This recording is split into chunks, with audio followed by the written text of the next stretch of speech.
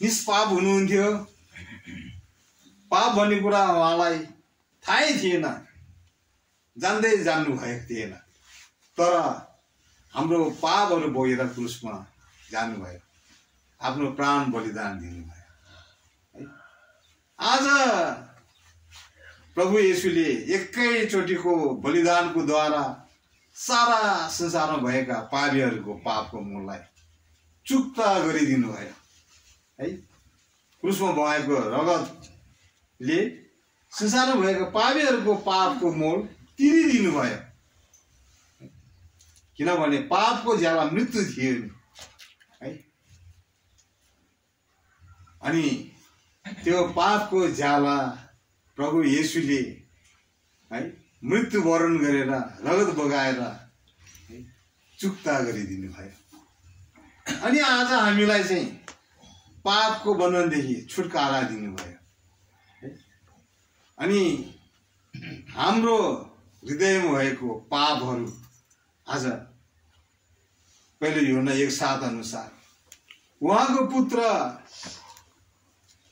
येशू ख्रीष्टको रगतले हाम्रो सब पापहरूलाई धोइदिनु भएको छ।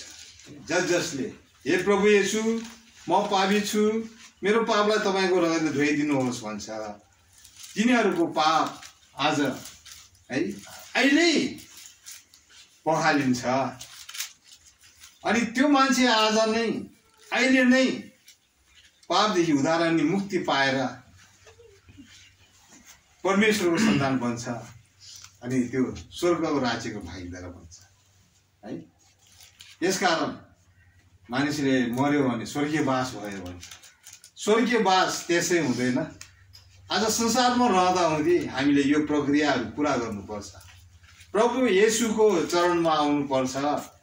हामीले हे प्रभु येशू म पापी छु, मेरो पापलाई तपाईँको रगतले धोइदिनुहोस् भनेर भन्नुपर्छ। तपाईँ चाहिँ मेरो हृदयमा आएर बास गर्नुहोस् भनेर भन्नुपर्छ है। हामीले कुनै पनि काम गर्नु पर्दैन है। हामीले कुनै पनि धर्म कर्म गर्नु पर्दैन। तर आज साँचो हृदयले प्रस्ताव गरेर प्रभुको चरणमा आउँदाखेरि हामीले पापदेखि उद्धार मुक्ति पाउँछौँ है। त्यो स्वर्गीय राज्यको भागीदार हामी हुन सक्छौँ है। यसकारण यो चाहिँ पृथ्वी तलमा रहँदा हुँदै साँचो शान्ति पाउने कुरा। अब मृत्यु पश्चात स्वर्गको राज्यमा परमेश्वरको साथमा युगानुयुगसम्म राज गर्न पाउने कुरा हो है। यो त यहाँनिर येशू धर्म मानेर है फाइदा हुने कुरा छैन है, विदेश जाने कुरा है। अनि आज पैसा पाउने कुरा होइन। यो त मृत्यु पश्चात स्वर्गमा परमेश्वरको साथमा युगानुयुगसम्म राज्य गर्न पाउने कुरा हो यो चाहिँ है। यो त एकदमै महान कुरा छ है। यसकारण अब यो जतिको असल, यो जतिको ठुलो कुरो आज संसारमा मानिसले है केही पनि पाउन सक्दैन। जति नै धन सम्पत्ति है, धन दौलत जे जति भए तापनि है कुनै पनि कुराले मानिसलाई त्यो आनन्द दिन सक्दैन, त्यो शान्ति दिन सक्दैन, त्यो स्वर्गमा पुर्याउन सक्दैन। तर आज पापदेखि उद्धार मुक्ति पाएपछि आज हामीले स्वर्गको निश्चयता पाउँछ। यस पृथ्वीमा रहँदा हुँदै यूहन्ना 14:27 को शान्ति त्यो परमेश्वरले आज हाम्रो हृदयमा हालिदिनु भएको छ। त्यो शान्ति हामीले पाउँछौँ है। यो निश्चयता आज हामी सबैले गर्नुपर्छ है। यसकारण हामी चाहिँ त्यसै माथि माथि प्रभु प्रभु भनेर बाहिर बाहिर दौडिनेहरू मात्रै हुनु हुँदैन है। यो परमेश्वरको रहस्यको कुराहरू आज हामीले हृदयदेखि नै आज जान्नुपर्ने आवश्यक आउँछ। तब मात्रै हामीले प्रभुलाई पहिलो स्थान दिन सक्छौँ है। हामी जतिखेर आज हाम्रो प्राण गए पनि हाम्रो आत्मा स्वर्गको राज्यमा परमेश्वरको साथमा रहन पाउँछ है। यो पक्का गर्ने काम चाहिँ, प्रस्ताव गर्ने काम पहिलो कुरा हो। अनि आज हामीले पापदेखि उद्धार मुक्ति पाएपछि अनि आज हामीलाई यो साँचो दर्शन प्रकाशमा ल्याउने काम कुरा चाहिँ यो संगतिले गर्छ है। जसरी त्यो अन्ताले है पछिबाट छर्लङ्ग देख्ने भयो है, जिउगा जिउ भयो है। यसकारण यो चार लङ्गर प्रेरितको शिक्षा अनि दोस्रो कुरा चाहिँ त्यही संगति छ। प्रेरितको शिक्षा अनि संगति अनि प्रभु भोज अथवा रोटी तोडाई, त्यसपछि चाहिँ प्रार्थना। यसकारण यो दोस्रो चोटि प्रभुले त्यो अन्थमाथि जब हात राख्छ त्यसले छर्लङ्ग देख्ने है। यसकारण आज यो संगति चाहिँ हामीले पापदेखि उद्धार अनि मुक्ति पाएपछि निरन्तर लागिरहनु पर्ने, यो चाहिँ आज दोस्रो कुरा हो।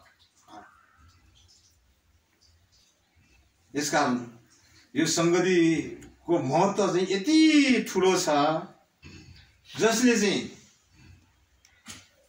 हामीलाई साँचो दर्शन प्रकाशमा ल्याउने काम गर्छ, अथवा आज हाम्रो धमिलोपनालाई सफा गर्ने काम गर्छ है। आज हामीलाई एकदमै आत्मीय स्तरमा छर्लङ्ग पार्ने काम गर्छ। यसकारण यो दोस्रो कुरा, यो संगति, दोस्रो स्टेप, यो संगति चाहिँ सबभन्दा मुख्य कुरा छ। यसकारण हामीले पहिलो कदम चालेपछि यो दोस्रो कदममा हामी एकदमै यो दोस्रो खुड्किलो टेक्दै गएपछि मात्रै हामी कहाँ पुग्न सक्छौँ, गन्तव्यमा पुग्न सक्छौँ है। आज गन्तव्यमा पुग्न सक्छौँ। यसकारण यो संगतिले चाहिँ हामीलाई गन्तव्यमा पुर्याउने काम गर्छ। यसकारण यो चाहिँ एकदमै महत्त्वपूर्ण कुरा छ। यो सबै कुराहरू आज हामीले सित्तैमा पाउने कुरा छ। हामीले प्रभुले हामीलाई यो सित्तैमा यो उद्धार अनि मुक्ति दिनुभएको छ। अब हाम्रो पाठमा आउनुहोस्। त्यति कुरा त नगरौँ। हाम्रो पाठमा एबिसीको किताब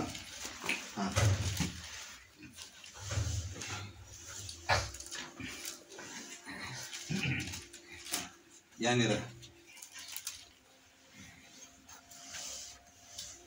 अब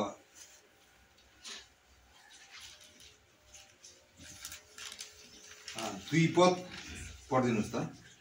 पापमै तिमीहरू बितेको समयमा यस संसारको रीति अनुसार आकाशको अधिकारको शासक अर्थात् त्यस आत्मा अनुसार हिँड्थ्यौ जसले अहिले ती आज्ञा नमान्ने सन्तानहरूमा काम गर्छ है। अब हामी त पापदेखि उद्धार मुक्ति पाइहाल्यो है। एक समय हामी चाहिँ संसारको रीति अनुसार हिँड्ने मान्छेहरू, तर अब हामी चाहिँ संसारको रीति अनुसार हिँड्नेहरू होइन है। आज प्रभुको पाइलामा टेकेर हिँड्नेहरू चाहिँ आज हामी हुनुपर्छ है। किनभने प्रभुले आज हामीलाई महान प्रेम देखाउनु भएको छ। 4 पददेखि पढिदिनु। तर परमेश्वर जो दया गर्नमा धनी हुनुहुन्छ आफ्नो महान प्रेमको कारणले जसद्वारा उहाँले हामीलाई प्रेम गर्नुभयो हामी अपराधहरूमा मरेकै भए तापनि उहाँले हामीलाई ख्रीष्टसँगै जीवित पार्नुभयो। अनुग्रहले तिमीहरूले मुक्ति पाएका छौ है।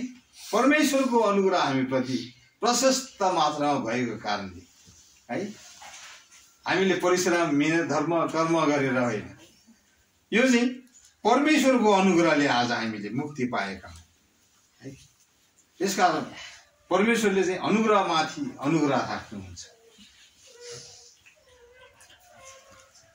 6 पद अनि हामीलाई सँगसँगै बौराएर उठाउनु भयो, हामीलाई सँगसँगै बौराएर उठाउनु भयो र ख्रीष्ट येशूमा स्वर्गीय स्थानहरूमा सँगसँगै बसाल्नु, ख्रीष्ट येशूमा स्वर्गीय स्थानहरूमा सँगसँगै बसाल्नु भयो है।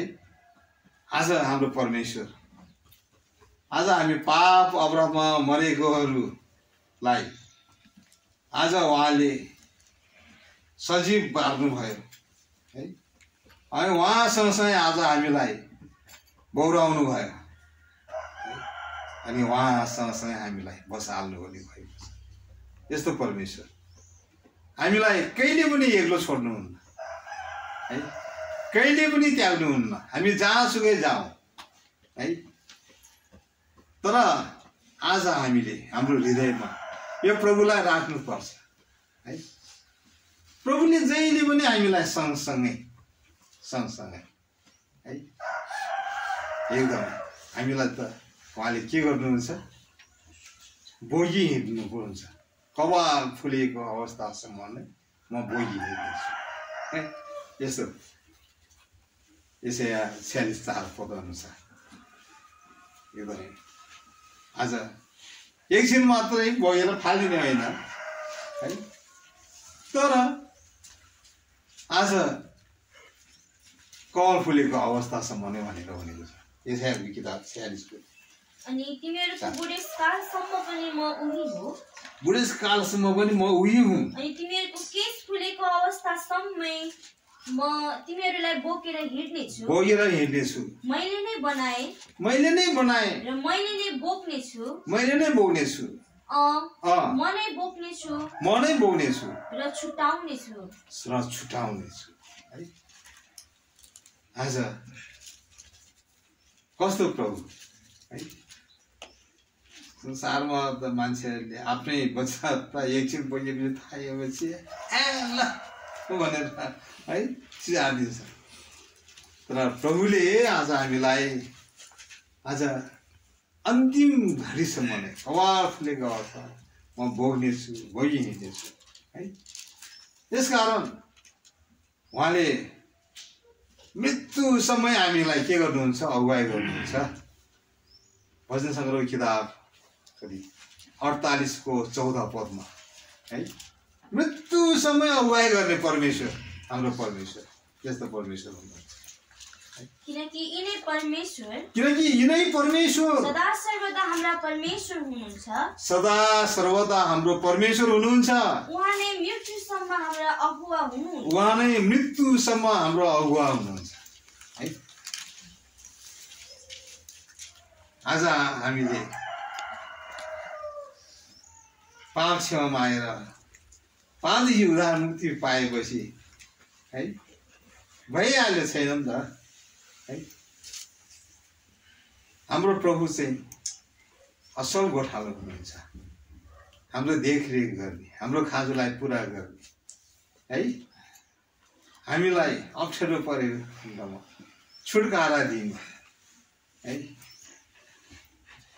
अनि हामीलाई भोगी हेर्ने है। मृत्युसम्म हाम्रो अगुवा हुनुहुन्छ यस्तो परमेश्वर। हामीलाई कहिले नछोड्ने, कहिले नत्याग्ने परमेश्वर। यो सबै कुराहरू उहाँले आज हामीलाई के गर्नुभएको छ, सिधैमा दिनुभएको छ। अब हाम्रो पाठमा आउनुहोस्। अब हामी धेरै कुरा जान्नु पर्दैन। हाम्रो पाठमा एबिसी किताब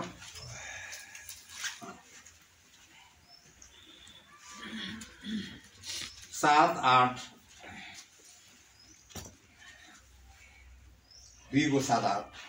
ख्रीष्ट येशूमा हामीतर्फ भएको उहाँको दयाद्वारा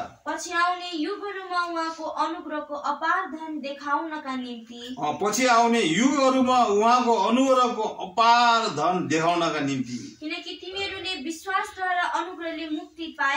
विश्वासद्वारा अनुग्रहले मुक्ति पाएका छौ अनि यो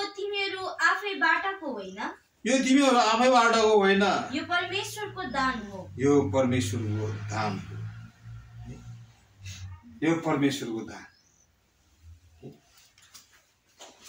यो हामीले परिश्रम मेहनत गरेर होइन हामीले असल कामहरू गरेर पाएको भए त हामीले घमण्ड गर्ने थियो है तर यहाँनिर आज हामीलाई परमेश्वरले यो सित्तैमा दिनुभएको दान है कस्तो परमेश्वर यसकारण आज यो सित्तैमा पाएको कुरा है यसकारण यो संसारमा अब हामीले जुन कुराहरू हामीले पाएका छौं त्यो सबै कुराहरू सित्तैमा है यो चाहिँ खानु पिउनु होइन परमेश्वरको राज्य खाने पिउनुमा होइन तर यो चाहिँ यहाँ रोमियो किताब 14 को 17 पदमा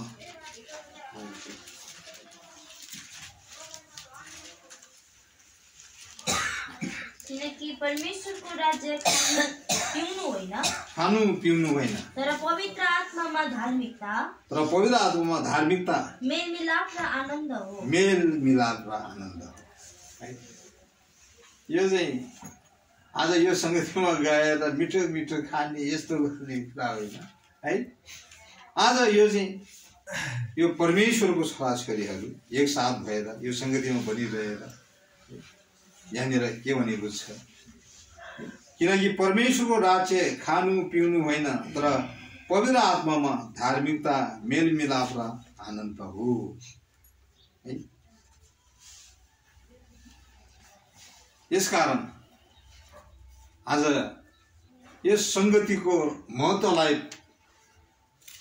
अब हामीले बुझेका छैनौं भने यसलाई हामीले चाखेका छैनौं भने है हामीले जति नै मिठो मिठो भोजनहरू आज तयार पारेर दिए तापनि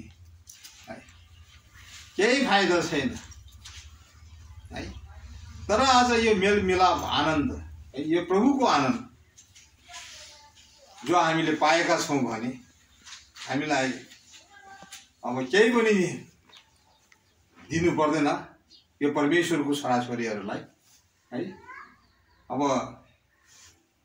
एक गिलास चिसो पानीको पनि इनाम दिने कुरा परमेश्वरले गर्नु भएको छ है आज हामी त्यहाँनिर त्यो सन्तुष्ट हुन सक्छौं हामीले यो आनन्दलाई उपभोग गरिरहेका छौं भने